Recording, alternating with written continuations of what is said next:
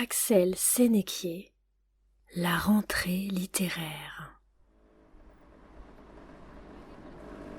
Le scooter de Sébastien se faufila entre les voitures, évita un vélo qui déboulait à l'improviste et glissa sur les pavés de la place Carrée.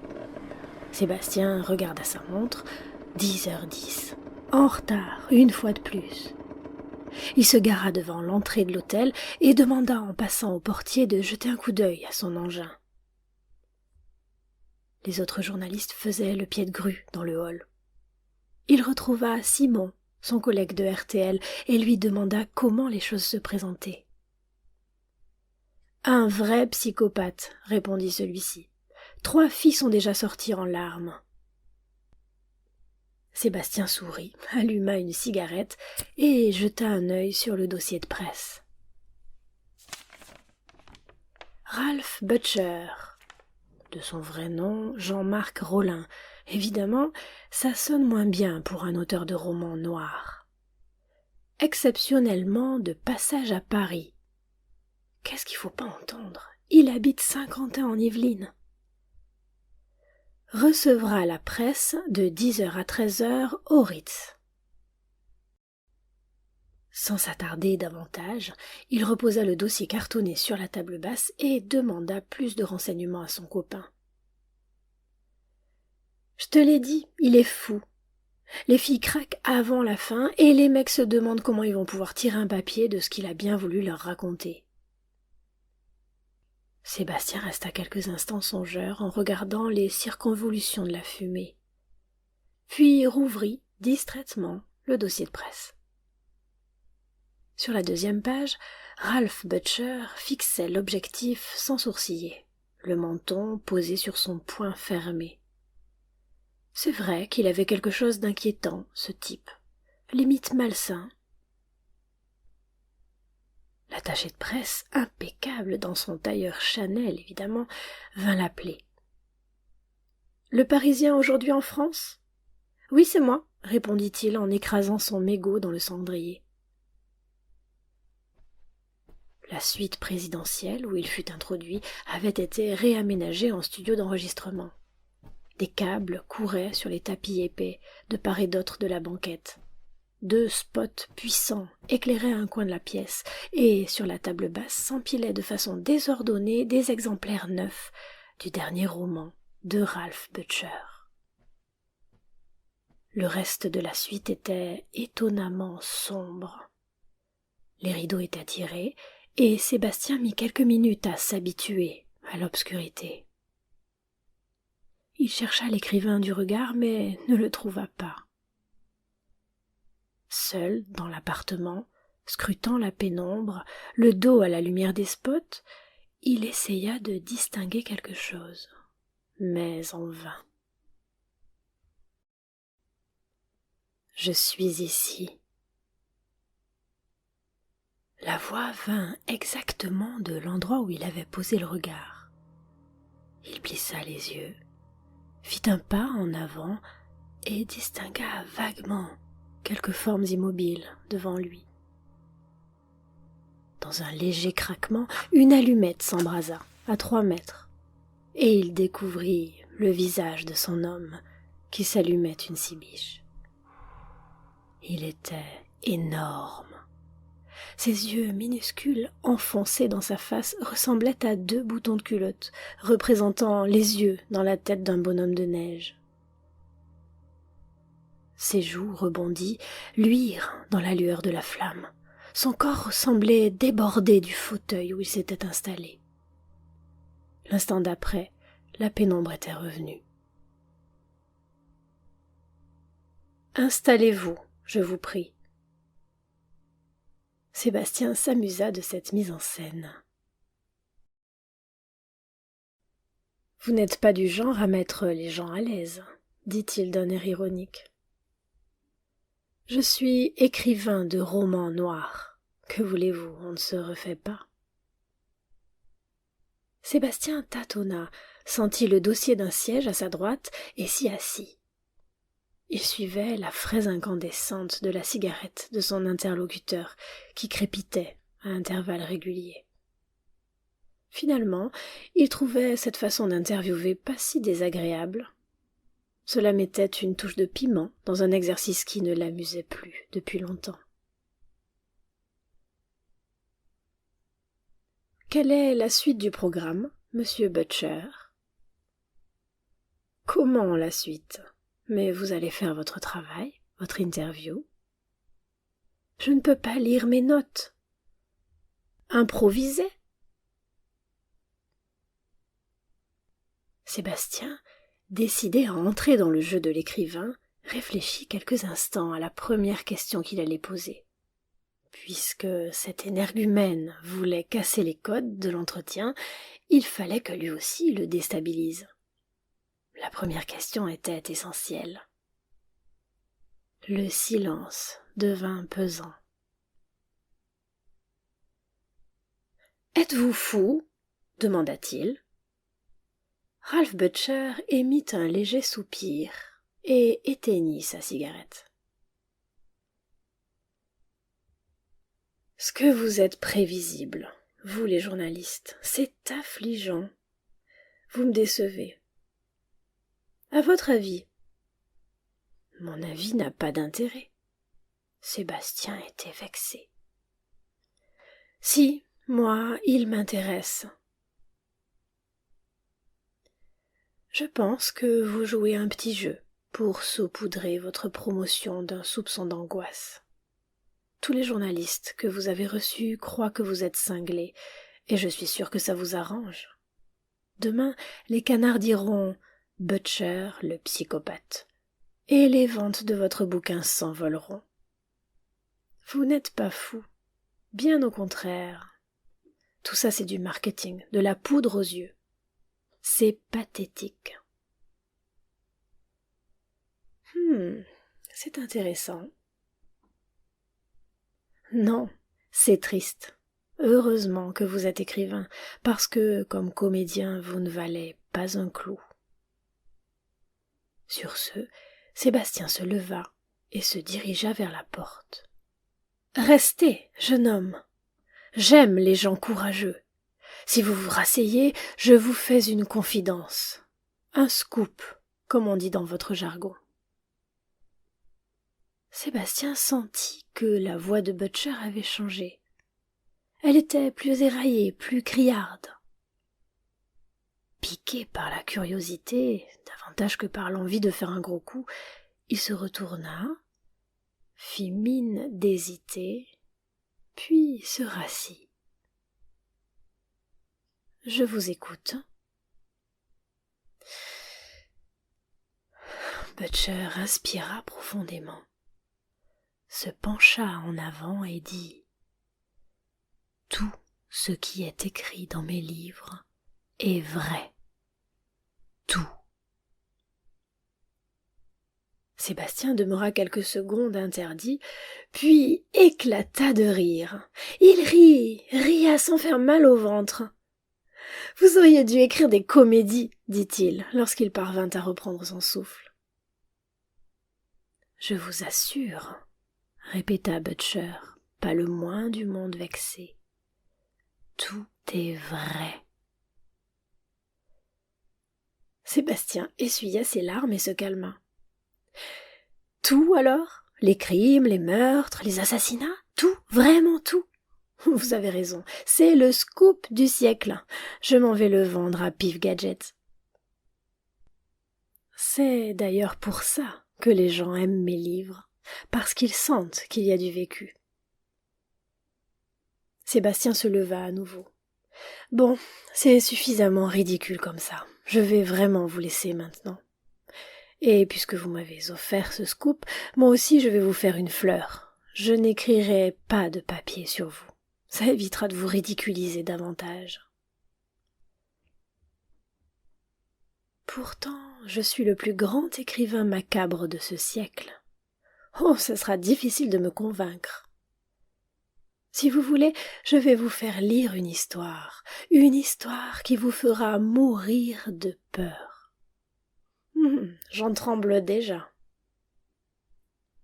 C'est ainsi que Butcher donna rendez-vous à Sébastien le lendemain à 22 heures à sa résidence secondaire en Normandie.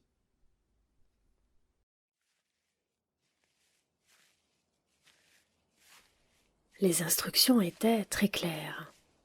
Après avoir pris soin de contourner la maison de campagne, Sébastien devait se rendre dans le petit cabanon au fond du jardin, là où sont entreposés les outils pour le jardinage, s'asseoir à la table et lire la lettre que Butcher aurait écrite pour lui.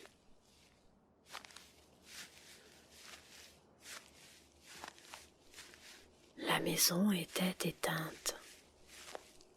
Dans le jardin, les pommiers ployaient.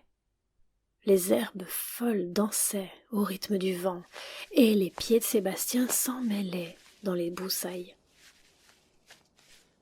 Le cabanon, faiblement éclairé, faisait une tache lumineuse qui trouait difficilement l'inquiétante obscurité du jardin.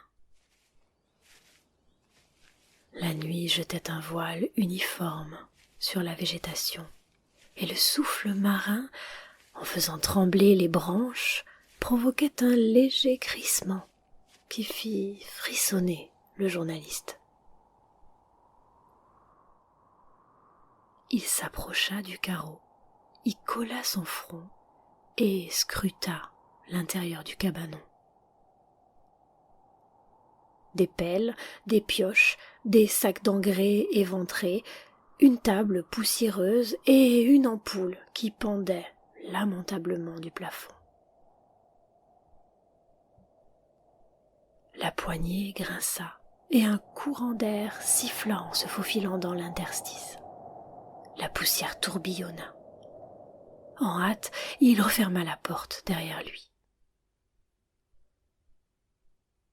Seul, loin de tout, au beau milieu de la nuit, il commença à se demander ce qu'il était venu faire ici. Il s'aperçut que sa main tremblait et la secoua violemment en essayant de se raisonner.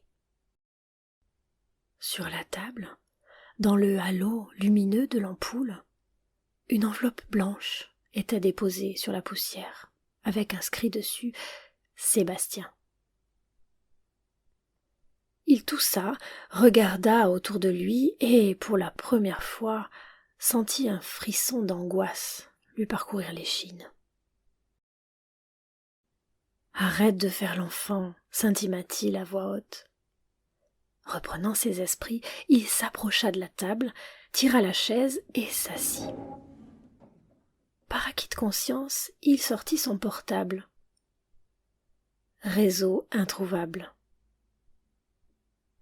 Puis il se pencha sur la lettre, la soupesa, la retourna et hésita. Dehors, le vent sifflait. L'obscurité était totale. La mer rugissait à quelques encablures de là. Finalement, il déchira le papier et lut. « Qu'est-ce que... » dit-il en découvrant les premières lignes. « Qu'est-ce que c'est que cette histoire ?» répéta-t-il du bout des lèvres en un murmure. Après quelques secondes, il sourit, puis rit franchement, sans parvenir à se convaincre lui-même de la spontanéité de son rire. Il accéléra la lecture, bafouilla, releva les yeux, interloqué, ne sachant plus s'il devait rire ou s'inquiéter, puis replongea dans le texte. Il sauta quelques lignes, lut en diagonale pour essayer de comprendre ce qui lui arrivait, retourna la page et poussa un cri. « C'est pas possible, c'est impossible !» cria-t-il en jetant la lettre comme si elle l'avait brûlée. Il tourna la tête de droite et de gauche, paniqué, et se releva. Ses jambes flanchaient. Il s'agrippa au dossier de la chaise, inspecta la pièce, regarda par la fenêtre. Son souffle était court. La lampe au-dessus de lui vacillait. Les ombres s'allongeaient. Il inspira profondément, tenta de se calmer, puis se dit que la seule chose à faire était de fuir, le plus vite possible. Il ouvrit la porte, mit un pied dehors et aperçut alors, ou crut distinguer, à quelques mètres devant lui, une forme, une ombre, une masse. Butcher. Son cœur s'emballa, la sueur perlait de son front et dégoulina le long de ses tempes. Il retourna précipitamment à l'intérieur du cabanon et claqua la porte, puis tenta de la bloquer en s'appuyant de tout son poids dessus. Une branche claqua contre la fenêtre. Il sursauta. La fenêtre ? Bon sang, la fenêtre ! Il lâcha la porte, saisit une pelle suspendue à côté de lui et la cala sous la poignée. Puis il traversa le cabanon d'un saut et tâtonna à la recherche d'un verrou. Rien. Il recula, se dit qu'il ne pourrait pas bloquer cette issue et paniqua. La branche claqua à nouveau sur le carreau. Il eut un moment de recul et poussa un cri. Ses mains étaient moites. Son cœur rebondissait dans sa poitrine. « Seigneur, à l'aide !» appela-t-il intérieurement. Le dos au mur, il attrapa une pioche et s'y cramponna, acquis à l'idée qu'il frapperait quiconque ouvrirait la porte ou s'approcherait de la vitre. Dehors, quelqu'un rôdait, tournait autour du cabanon et s'approchait. Le manche glissait dans ses pommes. « La lumière !» se dit-il soudainement. « Que je suis bête, la lumière! Il faut que je l'éteigne !» Il posa sa pioche, tira la chaise à lui, monta dessus et attrapa l'ampoule à pleine main. « Aïe !» hurla-t-il, mordu par la chaleur. L'ampoule vacilla, il souffla sur ses doigts, recommença sa manœuvre et commença à la dévisser. À ce moment-là, clairement, derrière le carreau, il vit la forme monstrueuse de Butcher. Son sourire mauvais, son regard effrayant. Il cria, son cœur s'emballa, la douleur dans sa poitrine irradia jusqu'à son bras. Des étoiles passèrent devant ses yeux, puis un voile tomba, et il s'effondra. Sa tête heurta la pioche. Le sang coula, et quelques minutes plus tard, il mourut. Au-dessus de lui, l'ampoule oscillait toujours, le narguant presque.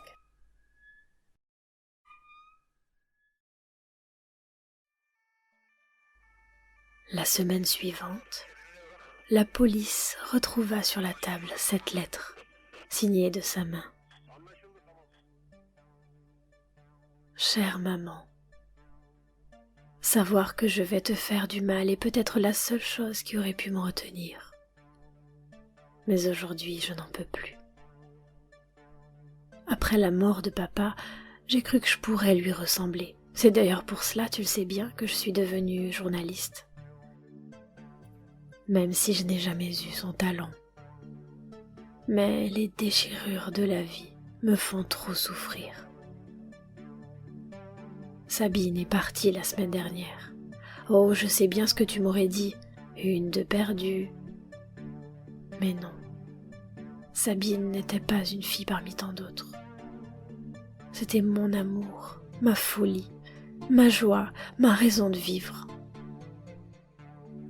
Elle a choisi de franchir le pas pour se débarrasser d'une existence qui la laissait vide.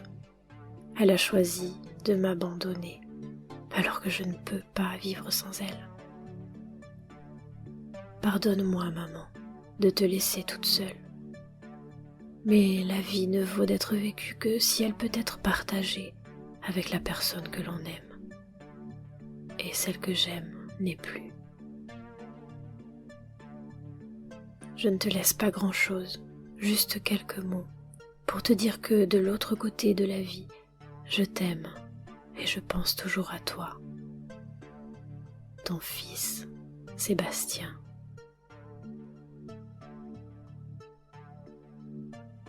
Après avoir vérifié l'exactitude des faits relatés dans la lettre et bâclé l'enquête, la police conclut à un suicide. L'affaire fut classée sans suite. Cet hiver-là, Ralph Butcher vendit 1 million d'exemplaires de son roman.